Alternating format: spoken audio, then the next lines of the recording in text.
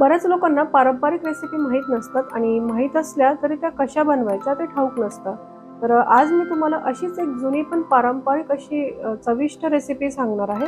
तर त्यासाठी व्हिडिओ जराही स्किप न करता पूर्ण बघा. नमस्कार, मी सरोज, मराठी फूड कल्चरमध्ये आपल्या सर्वांचे खूप खूप स्वागत आहे.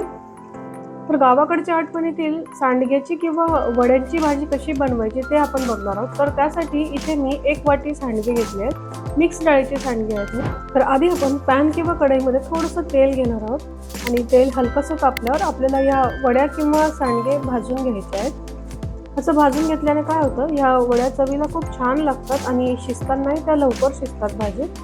तर हे बघा, थोडासा सोनेरी रंग आला आहे. थोडंसं असे डाग दिसल्यावर आपल्याला ह्या वड्या बाहेर काढून घ्यायच्या आहेत. आता पुढे काय करायचं, भाजीसाठी ह्याच पॅनमध्ये तेल घ्यायचे, साधारण 1 ते 1.5 टेबलस्पून. त्यानंतर तेल तापल्यावर जिरं घ्यायचं. जिरं फ्राय झालं की इथे मी घेणार आहे बारीक चिरलेला कांदा. कांदा इथे आपल्याला थोडासा जास्तच घ्यायचा आहे, खूप जास्त नाही. हलकासा गुलाबी रंगावर आपल्याला हा कांदा परतवून घ्यायचा आहे आणि मग थोडासा कढीपत्ता घालायचा आहे. मिक्स करत परतवून घेऊ. त्यानंतर इथे मी हे खोबरं, लसूण आणि अद्रकचं वाटण बनवून घेतलेलं आहे. हे वाटण आपण यात ॲड करून घेणार आहोत. खूप काही मसाले किंवा वेगळं असं वाटण करण्याची गरज नाही आहे या भाजीला, कारण मिक्स डाळीच्या वड्या असल्यामुळे त्या भाजीला तशी खूप छान चव येते. आता ॲड करू थोडेसे कोरडे मसाले.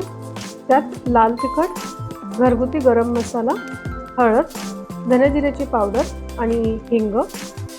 आता लाल तिखट आणि गरम मसाल्याचं प्रमाण तुम्ही अंदाजानुसार कमी जास्त करू शकता. आता काय करायचं, हे मसाले थोडे शिजावे म्हणून एखादा घोट पाणी मी यात ॲड करणार आहे आणि मग एखादा मिनिट हे वाटण शिजून झाल्यावर यात आपल्याला भाजलेले सांडगे ॲड करून घ्यायचे आणि 1-2 मिनिट हे सांडगे आपल्याला ह्या मसाला किंवा वाटणमध्ये मिक्स करत परतवून घ्यायचे. आता ह्या वड्या किंवा सांडगे ना वेगवेगळ्या पद्धतीने बनवल्या जातात. वाळवणीच्या पदार्थातला हा एक पदार्थ आहे जो एकदाच बनवून तुम्ही वर्षभर त्याची भाजी बनवू शकता. तर तुमच्याकडे कुठल्या डाळी मिक्स करून हे सांडगे बनवले जातात हे कमेंट करून नक्की कळवा. तर आता आपण काय करणार आहोत, रस्स्यासाठी गरम पाणी यात आपण ॲड करणार आहोत. पाणी सुरुवातीलाच जास्त घालायचं, कारण मिक्स डाळी असल्यामुळे शिजायला थोडं पाणी जास्तच लागतं. आणि मग एक उकळी आली की मीठ घालायचं. पण एक गोष्ट लक्षात घ्यायची आहे, सांडगे बनवताना ऑलरेडी मीठ घातलेलं असतं, तो अगदी कमीच मीठ घालायचं आहे भाजीत. आणि मग थोडंसं झाकण ठेवून सांडग्याची भाजी आपल्याला शिजू द्यायची आहे, एक 5 ते 7 मिनिट. एक 5 मिनिटांनंतर झाकण उघडून कोथिंबीर आपल्याला यात ॲड करायची आहे. मिक्स करून घेऊ. तर हे बघा, आपण किती पाणी घातलं होतं शिजण्यासाठी, पण सांडग्यांनी इथे पाणी शोषलं आहे आणि भाजी पण आपली छान दाटसर झालेली आहे आणि अशीच दाटसर भाजी खूप छान लागते चवीला. तर मस्त झणझणीत अशी सांडग्याची भाजी गरम गरम भाकरी किंवा चपातीसोबत खूपच छान लागते.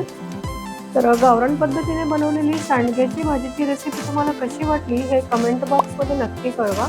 आणि रेसिपी आवडल्यास लाईक करा, शेअर करा आणि चॅनलवर नवीन असाल तर नक्की सबस्क्राईब करा.